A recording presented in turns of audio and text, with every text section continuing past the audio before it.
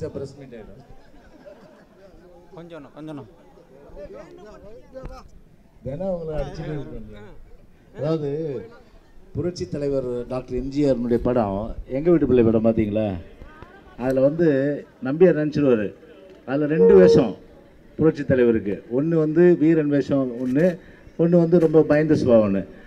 பயந்த சுபாவம் இருக்க எம்ஜிஆர் நினச்சிட்டு நம்பியார் ஒரு அறை அறிஞ்சிருவார். அது கொஞ்சம் சீனை நினச்சி பாருங்கள் நீங்கள். அதுக்கப்புறம் தலைவர் என்ன பண்ணுவார்?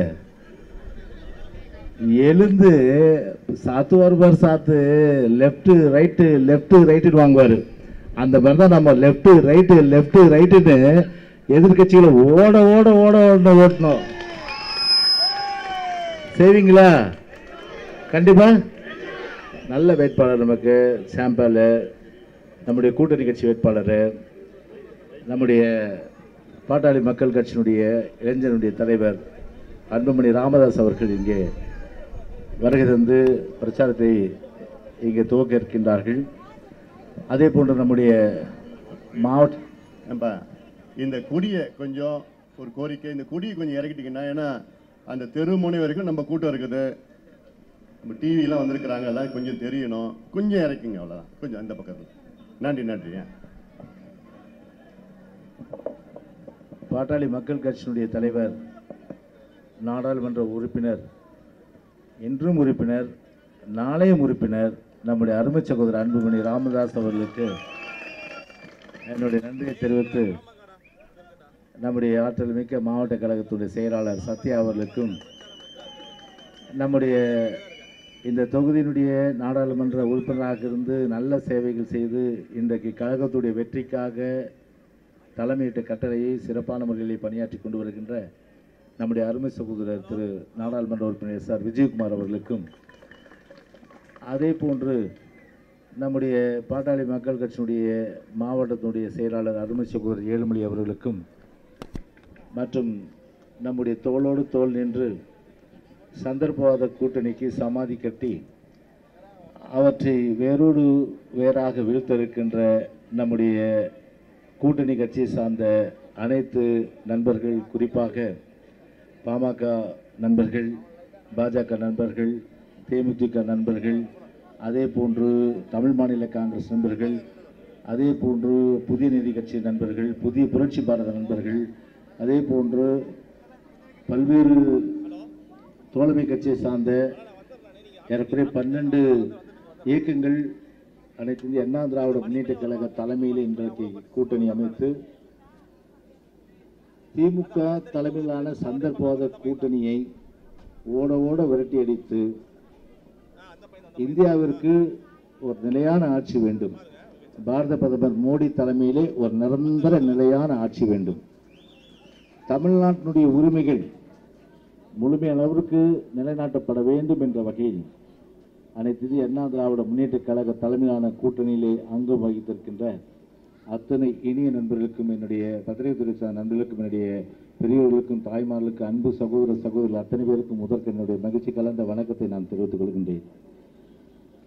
இன்றைய தினம் இந்த எழுச்சியை பார்க்கும்போது இந்த படை போதுமா, இன்னும் கொஞ்சம் வேணுமா, அப்படிதான் இன்னைக்கு இங்கே மட்டும் இல்லை, தமிழ்நாடு முழுவதும் 39 தொகுதிகளிலும், அதே போன்று புதுவையில் ஒரு தொகுதியிலும் அனைத்து இந்திய அண்ணா திராவிட முன்னேற்ற கழக தலைமையிலான கூட்டணியினுடைய 40 வேட்பாளர்கள் வெற்றி பெற்று நம்முடைய புரட்சி தலைவி அம்மா அவர்கள் சொன்னது போல 40 நமது, இந்த நாடு நமது என்கின்ற வகையில் ஒரு வரலாற்றை நிச்சயமாக நாம் படைப்போம். மக்கள் மீது நாம் நம்பிக்கை கொண்டவர்கள், மக்களோடு பழகுகின்றவர்கள். அண்ணா அவர்கள் சொன்னது போல go to the people, live among them, love them, serve them என்று சொன்னார்கள். எனவே அந்த வழியில்தான் அனைத்து இந்திய அண்ணா திராவிட முன்னேற்ற கழகமும் நம்முடைய கூட்டணி கட்சிகளும் அண்ணா காட்டிய வழியிலே நின்று நிலைத்து அவர்கள் காட்டிய வழியிலே சேவைகள் செய்வதன் காரணமாக இன்றைக்கு இவ்வளவு பெரிய ஆர்ப்பரிக்கின்ற கூட்டம். எனவே நம்முடைய இந்த எழுச்சியை பார்க்கும்போது திமுக கூட்டணியை பொறுத்தவரை நிச்சயமாக ஒரு தொகுதியில் கூட டெபாசிட் கிடைப்பது என்பது நிச்சயமாக அவர்களுக்கு ஒரு சந்தேகமான ஒன்று. என்று சொன்னால் நம்மை பார்த்து ஒரு சந்தர்ப்பவாத கூட்டணி என்று சொன்னார்கள். இந்திரா காந்தி அம்மையார் அவர்கள் எமர்ஜென்சி அன்றைக்கு பிரயோஜனப்படுத்தி அதன் மூலம் தமிழ்நாட்டுக்கு அவர்கள் பிற்பாடு வந்தபோது திருமதி பிரதமராக இருந்த இந்திரா காந்தி அம்மையார் அவர்கள் எந்த அளவிற்கு கேலியாக்கப்பட்டார்கள், எந்த அளவிற்கு விமர்சிக்கப்பட்டார்கள், எந்த அளவிற்கு தாக்குதல் திமுக நடத்தியது என்பதை நிச்சயமாக நாட்டு மக்கள் மறந்துவிடவில்லை. அந்த அளவிற்கு தாக்குதலை நடத்திவிட்டு திமுக தலைவராக இருக்கின்ற இன்றைக்கு ஸ்டாலினுடைய தந்தையே அன்றைக்கு ஒரு சந்தர்ப்பவாதமாக நேருவின் மகளேவா நிலையான ஆட்சி தா என்று சொல்லி சந்தர்ப்பவாதத்துக்கு அன்றைக்கு ஒரு அடையாளம் காட்டினார்கள். எனவே தந்தை வழியில் தனையன் என்கின்ற வகையில் இன்றைக்கு ஒரு கூடா நட்பு கேடா முடியும் என்று சொல்லி கருணாநிதியுடைய ஆத்மாவுக்கு எதிராக காங்கிரஸோடு கூட்டணி வைத்து அந்த கூடா நட்பு 40 தொகுதியிலும் கேடாய்தான் முடியும் என்பதை நான் இந்த நேரத்தில் சொல்லிக்கொள்ள கடமைப்பட்டிருக்கின்றேன். ஒரு தமிழினம் எந்த அளவிற்கு தமிழ்நாட்டிலே அளிக்கப்பட்டது என்பதை நிச்சயமாக மறந்துவிட முடியாது.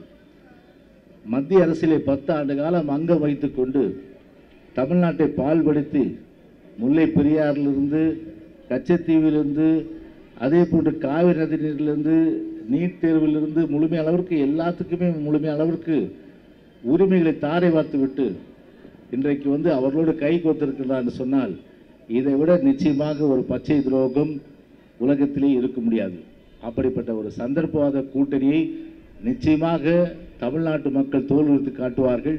அந்த தோலுரித்து காட்டுகின்ற நாள் தான் வருகின்ற 18ஆம் தேதி என்பதை நான் இந்த நேரத்தில் தெரிவித்துக் கொள்கின்றேன். அம்மாவுடைய அரசை பொறுத்தவரை மக்கள் நல அரசு.